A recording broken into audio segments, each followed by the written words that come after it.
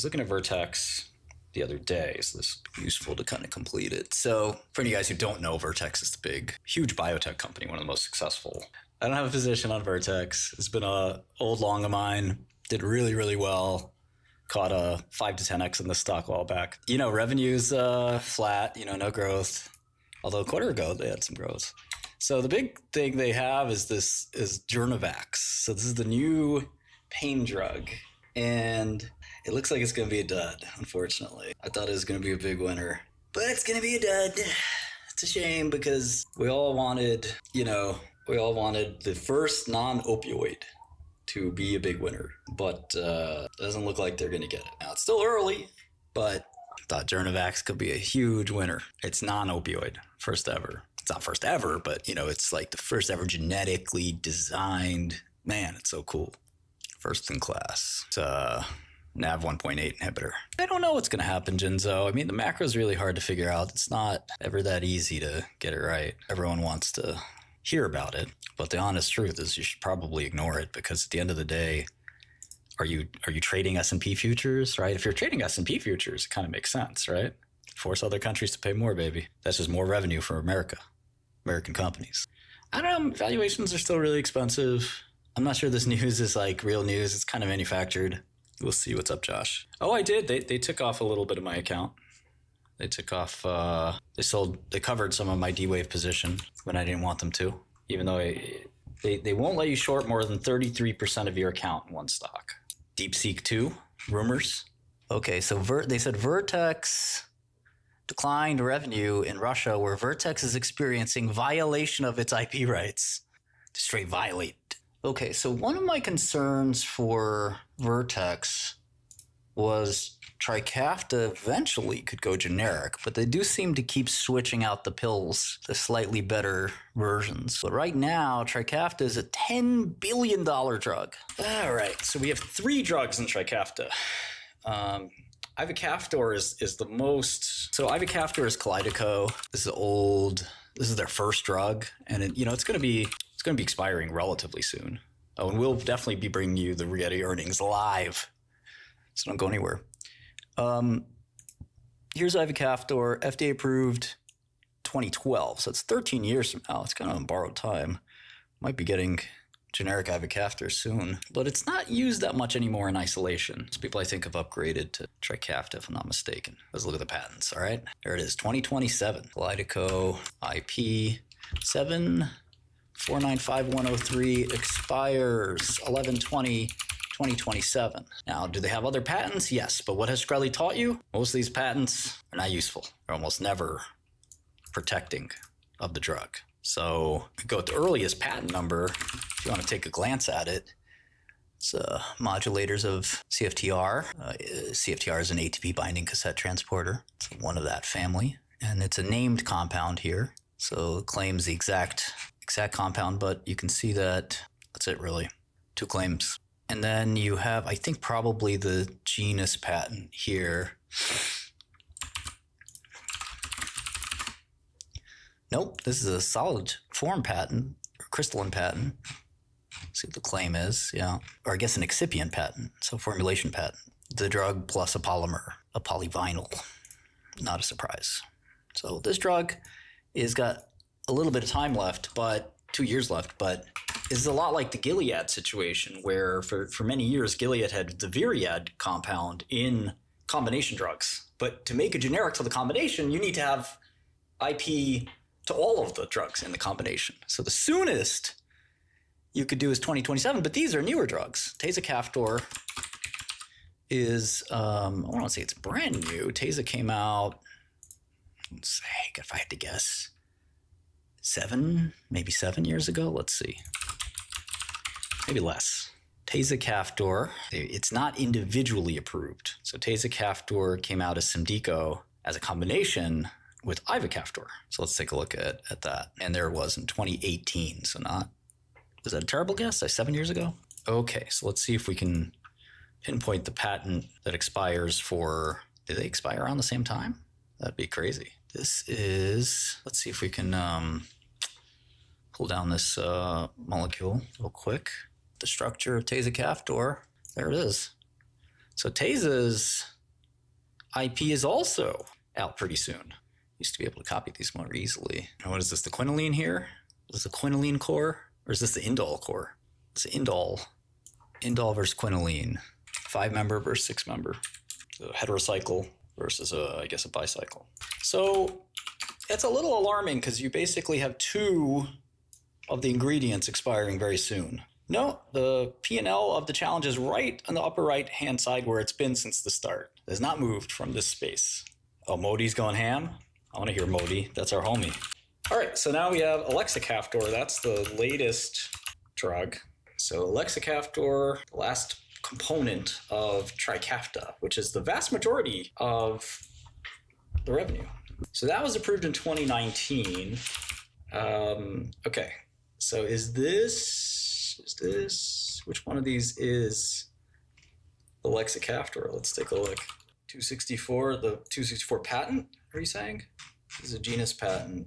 Yeah, it's usually a little bearish. It depends. Oh, the other, whose drug was that? Is that VX? I mean, the stock's still up, so I'd watch it versus the market. It's still up versus the market. That's a strong, you know, and it depends on the news too. Evans, we've recapped it. There's basically one thing that happened there. So this guy's a sulfonamide, maybe.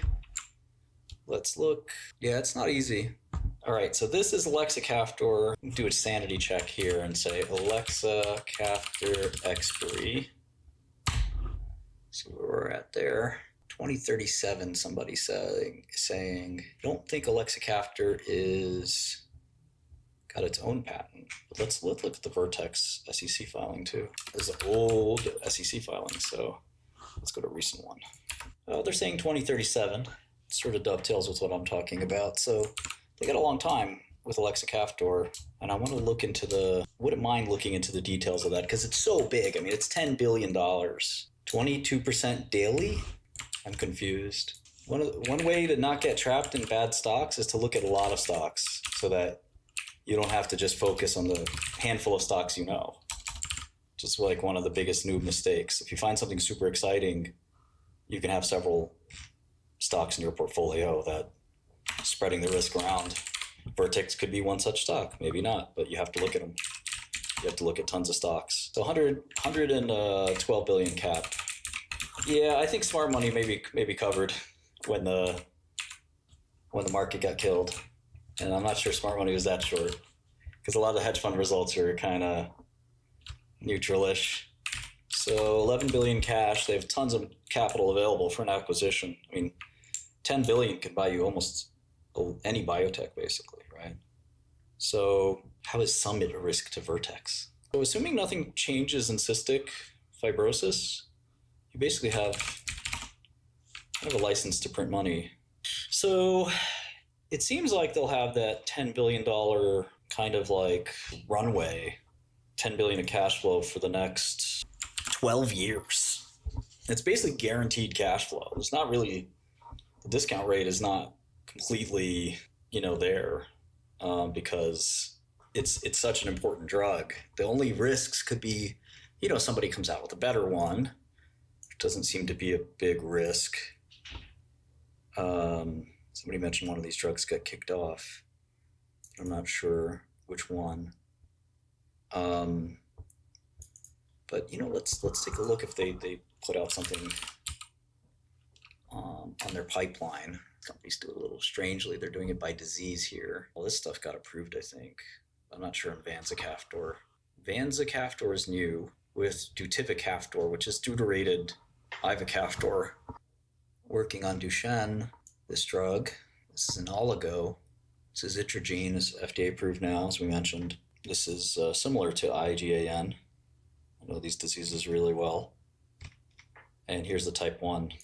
So it doesn't look like, other than Vanza, and Vanza's approved. Vanza's called 𝗪𝗪𝗪𝗪. That just got FDA approval, so that probably brings the patent life even a little longer. So you basically, the idea of Vertex is you have this big franchise, right, of cystic fibrosis cure that's just hugely profitable. It's like 90% operating margin. Trump is trading down. That's interesting. Trump's done 4%.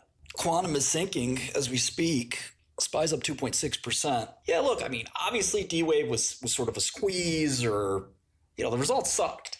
And anybody with half a brain would sell. But, you know, when it's going up, you're tempted not to hit the sell button. But when it's going down, you say, okay, let me take my profits. Rigetti's about to go the same thing. I'd be shocked if Rigetti stays in double digits. You know, it's a weird market. It's very weird. You know, it's, like I said, I think you're better off with 30 or 60 stocks in your portfolio than 5 or 10. It's that kind of market, you know. You probably will get your alpha, but it's going to be a little bit distributed in an uneven way. And I'm happy for the people that, you know, had kept the capital and the sanity to hold in there. And of course, I'm sad for the people that went all in a little early, just like me. But I don't know, Sile. I would not be counting on M&A. M&A is not the thesis for any stock, any investment. You know, it's a little bit cringe to think that, you know, some big pharma is going to come bail you out. I mean, we want to see that, but not necessarily going to happen. Portfolio is down 18% now, so let's see if we can get a little comeback going. Like I said, most of the positions are there's just Sarepta, D-Wave, I think Rigetti, IonQ, 𝗠𝗏𝗏T, and that's about it. It's just this crazy D-Wave distortion that happened for a couple days that was just so out of control. And, you know, I'm glad I, quote unquote, survived it, but I'm not happy with the way Schwab behaved. They covered some of my position. My account values never dropped below, the lowest it's ever been was today, down 22. Now we're down 18. And we'll see what happens. You know, again, I'm confident in my research. You guys have to stop asking about the macro. Nobody knows anything about the macro. Yeah, they don't play like JP Morgan. They just yank your money. JP Morgan's gentleman-like. JP Morgan calls you up and says, how do we work this out? They actually still call you, you know, with a margin call. They'll actually give you a phone number. Well, I think that anytime you start worrying about the fundamentals of quantum, all you have to do is look at 𝗠𝗏𝗏𝗏, and it all dissolves away because 𝗠𝗏𝗏𝗏 is like just literally a scam. And if 𝗠𝗏𝗏𝗏 is up, you're wasting your time looking at fundamentals of quantum, because it's like, my favorite part of the D-Wave conference call was the quantum blockchain. He was super excited about that. Yeah, this is something called market tone. So like, if D-Wave is down on the huge up day, it probably means traders are really kind of ready to take profit. It didn't, I mean, I don't think technical analysis makes sense, but it failed to kind of keep going up, right? And so the people that put in the top at 11 before are just breaking even now. And a lot of them probably saying, all right, you know what? I don't need this D-Wave. This has been, just as much as we're suffering on the short, those guys have been suffering worse on the long. And now they're just breaking even. They're saying, I'm out. Quantum's cooked. And that's what sort of puts in this now triple top. Otherwise, it could, you know, if it had momentum, it could go to 20. Look at HIMS, right? HIMS is a ton of momentum. That's why you always got to make sure you got that extra stash, Maddie. You know about stashes, don't you? You know, Vertex is just one of the biggest drug companies. A lot of people are curious about it. It was a high-flying hotshot company for the longest time, and now, you know, things have slowed down a little bit. Vertex is, you know, the king of cystic fibrosis. It's about $10 billion in revenue a year, almost all profit from cystic fibrosis. So if you look at this enterprise value chat, right, it's a $400 stock. Okay, warrants are not debt; warrants are equity. I don't know. Capper's gone to zero, but let me see. So this is 880 𝗎𝗎𝗔𝗏. I have $1 billion in there on my model, but maybe I should have more. And it's going to offset some of the 𝗙𝗛𝗏𝗏𝗧 problem. 𝗙𝗛𝗏𝗏𝗏𝗧 is, well, I mean, we'll see what they say, but I don't think 𝗙𝗛𝗏𝗏𝗏𝗧 is going to make it. NGMI. We have a 6% discount rate. Okay, Trikafta. Okay, so I had Trikaffta falling off in 2034, but it sounds like that's not right. And in fact, they're probably going to keep, yeah. 50,000 severe type 1 diabetics who may potentially benefit from this first 𝗎𝗎𝗏𝗏𝗏 submission. IgA nephropathy. A long time ago, we talked to Vertex about potentially being acquired by them for this exact thing. They were developing all of these kidney programs early on, and now they're finally sort of have progressed into really late stage, but they were building that portfolio a while back. We actually hired a Vertex guy. Now has his own company. Yeah, I don't know too many successful futures traders. Yeah, that's right. Vertex did acquire 𝗪. This is the 𝗪 drug for T1D. How am I so good at biotech investing? Okay, so let's see. Yeah, growth has been pretty slow at Vertex for a while. I will hold the D-Wave short as long as I need to. You're talking to a man who went to jail for 5 years just because he was like this. Nope, take me to jail, I don't care.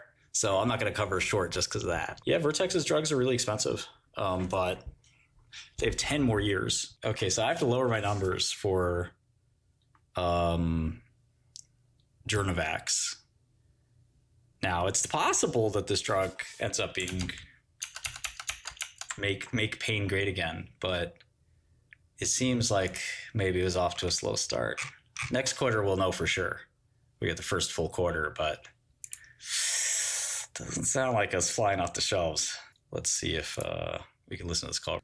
What? Pivotal? That was fast. 𝗪𝗪𝗪. All 12 patients achieved a reduction in HbA1c to less than 7%. Some looks like the data's ongoing. 11 eliminated their need for insulin. Here's HbA1c. Some of it look like 7, 8, 9, all the way down to 6. And this is out to month 12 in some cases. Wow. Looks like a cure. Wild. Yeah, the immunosuppressants don't help, but it's still impressive. Yeah, what a crazy ride for D-Wave, but you know, I'm always annoyed because you want to hold all the shares you can, but you can't totally always get there. Well, if you're down 50% on D-Wave, that means that you want it to be up 50 or 100% shorting it, right? So I think you have to accept that you made a big bet. Sometimes when you make a big bet, you got to take some pain before it pays off. And the question is, do you have enough wherewithal to take the pain, both financially and emotionally? And that's deeply a function of you. You know, I can go deposit more money in my account. You may not be able to do that. I've got lots of other accounts you may not have. I have a startup that's worth a lot. You may not. So if you want to go all in on a short, just be prepared for the pain too. You know, the market is a wild beast. You know, there's no taming it. It'll go to the price it wants to when it's ready, not on your command. So if you're short in a stock and you see it going straight line up, well, just because you shorted it doesn't mean it's going to say, oh, hold on, James shorted it. Everyone, time out. James from Wichita, Kansas decided to short some in his account. Let's hold the presses. Everybody, let's go ahead and, well, of course, if you have cash on the side, that's part of your net worth. So your position size is a function of that, really more than anything else. Yeah, you can always add funds to avoid liquidation and stay in your position. Now, oftentimes when you're getting liquidated partially, it's kind of like a stop loss, right? So yeah, we can unban somebody on Godel. I have no problem doing that. Just send me an email. But you got to be 180 degrees different personality. 180 degrees.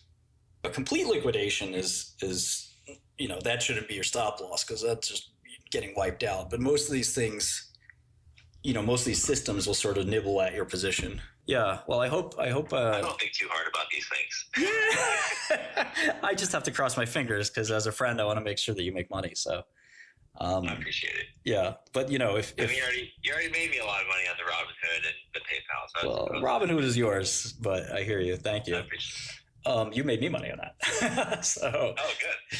yeah, I'd been sleeping on it, and then you know I talked to Vlad briefly about Odell, and you know, what did he say? He liked it a lot. He thought it was a good platform, and you know he's got something he's trying to make that's somewhat similar called Legend, but you know it's probably closer to the broker platforms than anything else. Just tell him to buy Goodell for like $1 billion. Yeah, that's the plan. I don't think it's that easy, but you know, I'll try to. Just you know, you take him per se. You know, just lube him up a little bit. That's the game plan. You know, it always helps to have growing sales numbers and stuff like that. But yeah, I think we're going to probably serve different kinds of customers. You know, we're much more focused on institutions, I think, and he's much more focused on every American, you know, and I think that's great. But the whole Bloomberg terminal has been around for like 50 years or whatever it has been, and is so expensive, and you know no one can afford it. So unless you're like one of these big financial institutions. Yeah. I mean, we'll see who has the better strategy, but I mean, he's obviously done so amazing. I mean, you know, there's not too many 30-something-year-old entrepreneurs who have done what he's done. I mean, it's basically you can count them on a single hand. Yeah, for sure. I got to tell you about my website. I'm starting a 𝗧𝗏𝗏 competitor. Oh my god! Great. Just like revolutionizing like the points guy or 𝗧𝗏𝗏, and just funnel all my like social media traffic over there, and just try to make a better, transparent, kind of like recommendation guide website. So I think that should have some good, hopefully one day, enterprise value, but we'll see. Yeah, let's call separately on that. I have some questions. Okay, yeah, for sure. Awesome talking to you, man. Wait, you said my number is like Sam Bankman-Fried? I started typing your number in, and SBF came on my phone. That's not good. You gotta change it. The 678, you mean? I'm just kidding. It did happen. It's not a made up story, but I don't think I have anything to worry about. No, I mean, him and I are from like the same area, so like he actually went to this high school that's not rivals of mine, but like that's funny. Close by, and so I'm not surprised, but that's scary. Yeah, well, I think you'll be all right. You so far so good. I appreciate it, Martin. Good talking to you. Thanks. I'll let you know how this D-Wave short goes. All right. Thanks, Humphrey. See you. All right, talk to you soon. Bye. Yeah, Humphrey Yang, everyone. Make sure you check out his channel on personal finance, one of the best personal finance YouTubes. So yes, we are down 19% on our big short on D-Wave, but we're very excited. So stay tuned. D-Wave will implode, I believe, to low single digits later this year.